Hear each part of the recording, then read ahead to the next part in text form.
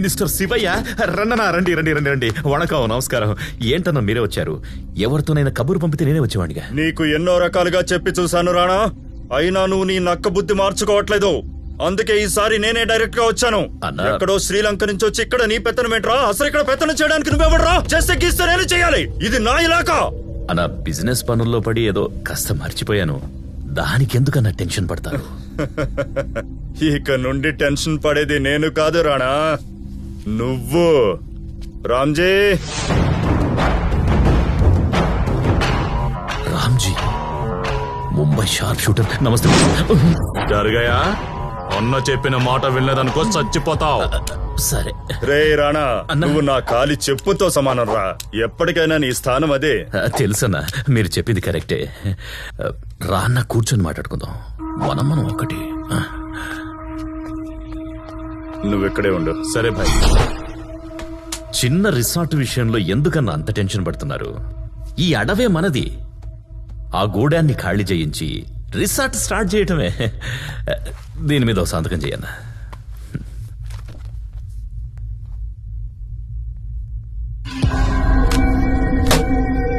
రే రాణా, నువ్వు మళ్ళీ నీ నక్క బుద్ధి చూపెడుతున్నావు. నేను చెప్పింది నాకు 70%, నీకు 30% అని. లేదన్నా, లేదు లేదు. రేయ్, నీకు బతుకు మీద ఆశ లేదనుకుంటా. రామ్జీ. రామ్జీ,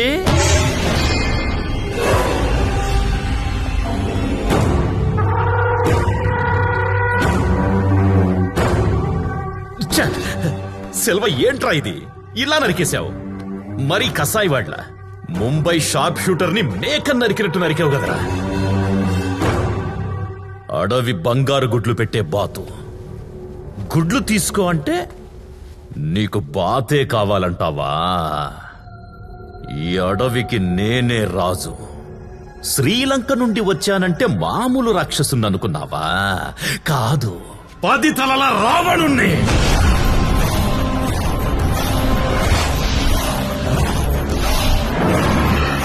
నన్ను నీ కాలి చెప్పుతో సమానమన్నావు కదరా. ఒక్కసారి ఆ చెప్పులో దిలి నడిస్తే వాచేది నీ కాళ్లే. నాకు నీలాంటోళ్లు 190 మంది దొరుకుతారు. మరి నీకు? సిటీకి వెళ్ళాక నీ ఇన్ఫ్లుయెన్స్ ఉపయోగించి రివర్స్ అయ్యావో. కూతురు మంగళూరు కాలేజు, కొడుకు Ooty boarding school, wife late night parties. సంతకం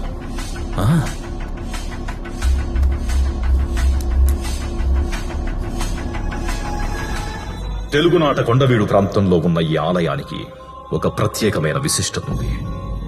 క్రీస్తు పూర్వం 11వ శతాబ్దంలో శైవులు శివుడు గొప్పవాడని, వైష్ణవులు విష్ణువు గొప్పవాడని తరచూ గొడవలు పడేవారు. ఈ గొడవలు చల్లార్చడానికి అప్పటి మహారాజైన శ్రీ నలగామరాజు తన గురువైన శంకరాచార్యుల సలహా మేరకు శివకేశవులు ఒకే చోట కొలువై ఉండేలా శంకరనారాయణ ఆలయాన్ని నిర్మించాడు.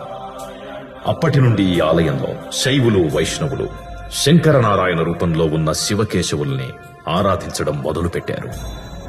అలా మొదలైన ఈ ఆలయం కాలక్రమేణా శంకరనారాయణ మఠంగా రూపాంతరం చెందింది.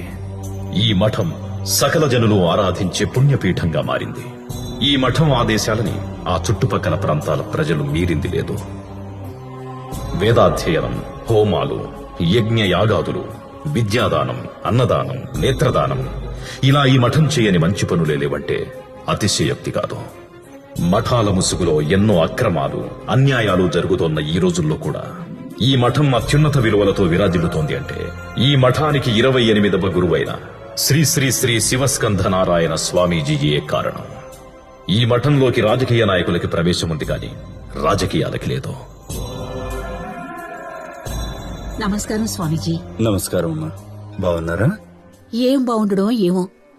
కూతుర్ని కంటే పెళ్లి వరకే టెన్షన్, కానీ కొడుకుని కంటే వాడు లైఫ్ లో సెటిల్ అయ్యే వరకు టెన్షనే. కూతుర్లకు పెళ్ళైతే ఎంత ఆనందం కలుగుతుందో కొడుకులు సెటిల్ అయినప్పుడు అంతే ఆనందం కలుగుతుంది. అవును, ఇంతకీ మీ ఆయన రాసిన ఒప్పంద పత్రం గురించి మీ అబ్బాయికి తెలుసమ్మా? నేనా విషయం వాడికి చెప్పానంటే ఇక ఇంట్లో ప్రళయం వచ్చినట్టే. అది గురువుగారు చెప్తేనే మేలు. వాణ్ణి మఠానికి తీసుకుని రమ్మన్నారు. వస్తూనే ఉంటాడు. వాడికి మఠం, గురువు, దేవుడు, కోవెల, పూజ, పునస్కారం వీటి మీద అసలు నమ్మకమే లేదు. మఠం అంటే చాలు పటాసుల్లాగా పేల్తాడు.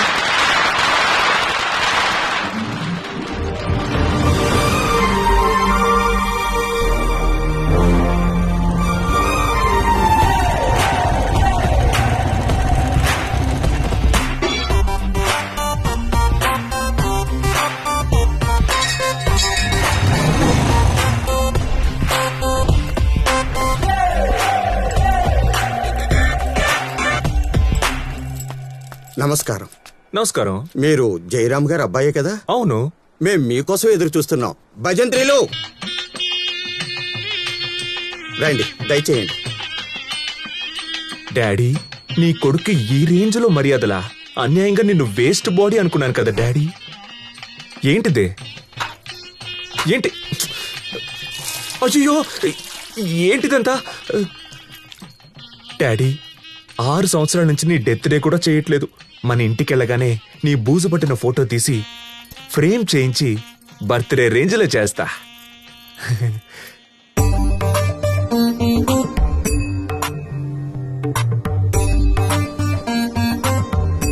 మీరు పదండి స్వామి. ఓహోహోహో, మదర్ ఇండియా ఏదో పెద్ద స్కెచ్ చేసే మనల్ని ఇక్కడికి పిలిపించినట్టుంది.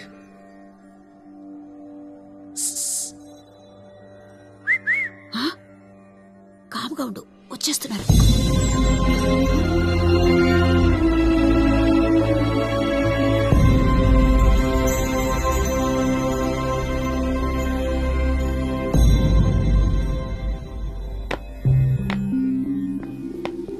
కాళ్ళకి దండం పెట్టు.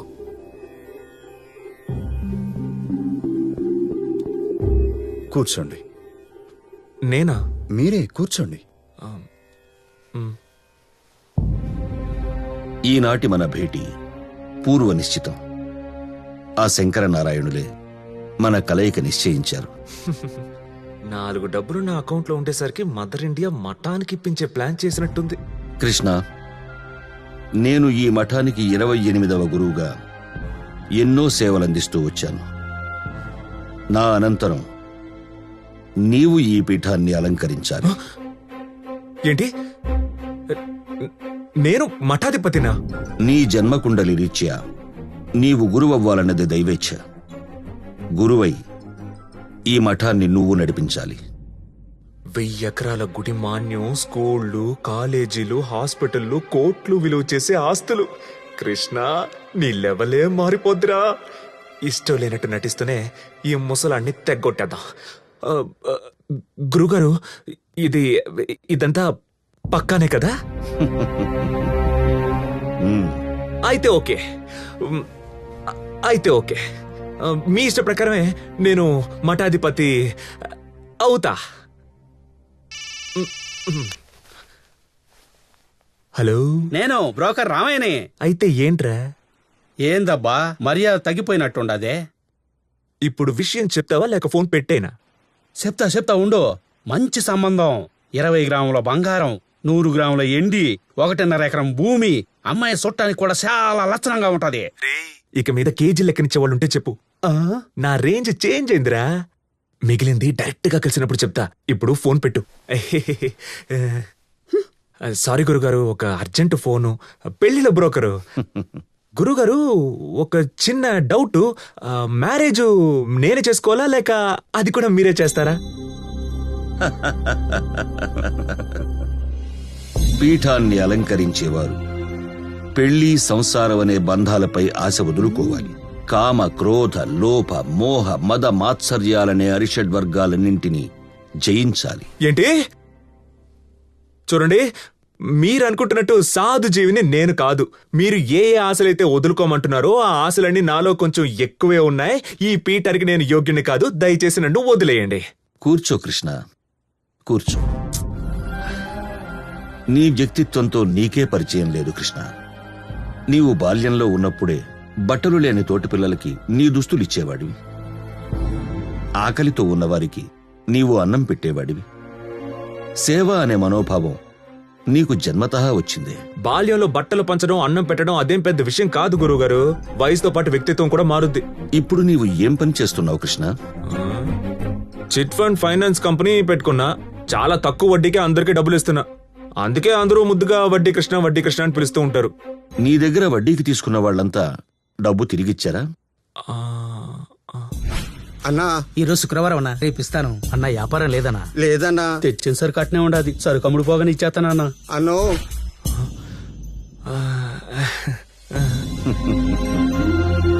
నీకు తెలియకుండానే నీవు కష్టాల్లో ఉన్నవారికి సహాయం చేస్తున్నావు. కృష్ణ, మీ అమ్మా నాన్నలిద్దరూ ఈ మఠానికొచ్చి పూజలు చేసి నోములు నోచాకే నీవు పుట్టావు. అప్పుడే మీ నాన్నగారు పుట్టిన బిడ్డని మఠానికి అర్పిస్తానని ఆ ఒప్పంద పత్రంలో రాసిచ్చారు. ఇక ఆ సమయం రానే వచ్చింది కృష్ణ. నాలో గురువయ్యే అర్హత ఒక్కటి లేదు గురువుగారు. మీరు ఒప్పుకోండి చాలు, మేం మిమ్మల్ని సిద్ధం చేస్తాం. పీఠం సంగతి పక్కన పెట్టి ఎలాగైనా మీరే ఈ సమస్యకు ఒక పరిష్కారం చెప్పండి గురువుగారు.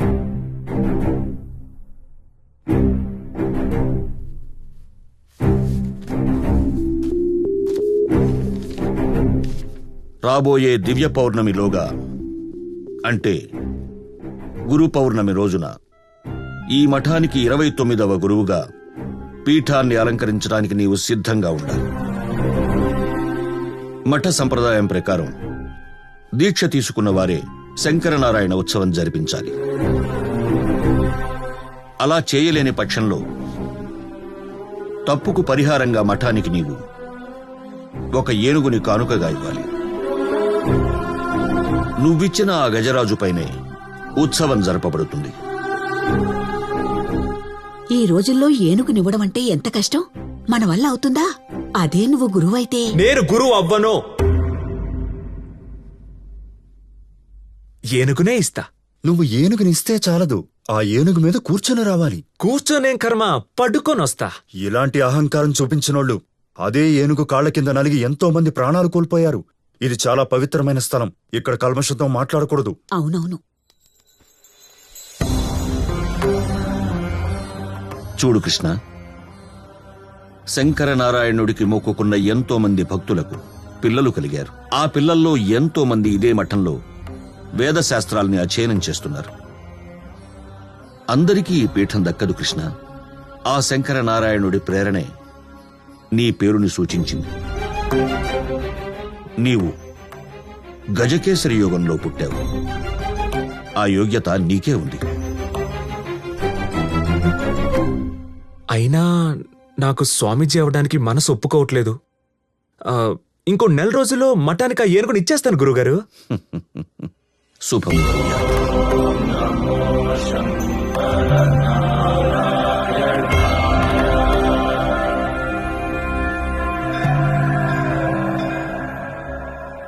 మఠాధిపతి అవ్వడానికి ఎంతో మంది పోటీ పడుతుంటారు.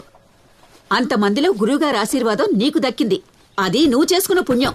నీ మంచికి చెప్తుంటే నన్నే తిడుతున్నావు. చాలే ఊరుకోమా. ఇంట్లో వయసుకొచ్చిన కొడుకు పెళ్లి చేసి మనవలు మనవరాళ్లతో కాలక్షేపం చేయక మంచి కోరుతున్నా మఠానికెళ్ళు స్వామీజీ అయిపో అంటున్నావు. అసలు తల్లివేనా? ఆహాహా, రోజుకి ఎంతో మంది ఇంజనీర్లు డాక్టర్లు అవుతుంటారు. అదే స్వామీజీ అవడం అంటే ఎంత పెద్ద విషయం తెలుసా? అది మన మఠానికి. అది నీ అదృష్టం. ఏంటేంటి అదృష్టమా గడిది గుడ్డ? నేనేదో పెళ్లి చేసుకుని సంసారం చేద్దాం అనుకుంటే నన్ను స్వామీజీని చేద్దాం స్కెచ్లు వేస్తావా? స్కెచ్లు అది మీ నాన్న నిర్ణయం. మఠానికి నేనెప్పుడో రాసిచ్చేశారు. అయినా తల్లిదండ్రుల కోరిక తీర్చలేని నువ్వేం కొడుకురా? పిల్లల్ని కనడం వరకే తల్లిదండ్రుల నిర్ణయం. ఆ తర్వాత ఏం అవ్వాలన్నది పిల్లలదే నిర్ణయం. ఓహో, నాకు ఇప్పుడు అర్థం అవుతుంది. నేను ఏ అమ్మాయిని చూపించినా దానికి కాలు బాలేదు, కన్ను బాలేదు, ఏజ్ బారైందని తీసుకొచ్చిన సంబంధాలన్నీ చెడగొట్టింది నన్ను స్వామీజీని చేయడానికా? మదర్ ఇండియా, నువ్వు సీరియల్ చూసి పెరిగిన దానివి, నేను సినిమాలు చూసి పెరిగినోడ్ని. నా దగ్గర సీరియల్ వేషాలు వేసావనుకో 2 గంటల్లో నీ స్టోరీ మారిపోద్ది. ఇంకోసారి నా ముందు పీఠం స్వామీజీ అన్నావు అనుకో, ఇల్లు వదిలి పారిపోతా. తర్వాత నన్ను ఎత్తుకోవడానికి నీకు 700 ఎపిసోడ్లు పట్టుద్ది. వెళ్ళు వెళ్ళు, నీ ఆటలేం సాగవులే. ఎవరి నుంచి తప్పించుకున్నా ఆ దేవుడి నుంచి నువ్వు తప్పించుకోలేవు. ఏ దేవుడు ఎక్కడుంటాడో? వ్రతం, యాగం, యజ్ఞం, ఏకాదశి, ద్వాదశిని సంవత్సరం పొడవునా పూజలు చేసే నీకే ఆయన కనిపించలా? ముందు ఆయన నీకు కనిపించని, ఆ తర్వాత నన్ను కనిపెట్టని. ఆ గ్యాప్ లో నేను పెళ్లి చేసుకుని పిల్లల్ని కూడా కనేస్తా. అయ్యో అయ్యో అయ్యో, పెళ్లి చేసుకుని పిల్లల్ని కంటానంటున్నాడు. వీ నోటికి ఎంత వస్తే అంత మాట్లాడుతున్నాడు. భగవంతుడా, సన్యాసి అవ్వాల్సినాడు, సంసారం అవుతానంటున్నాడు. జగన్నారాయణ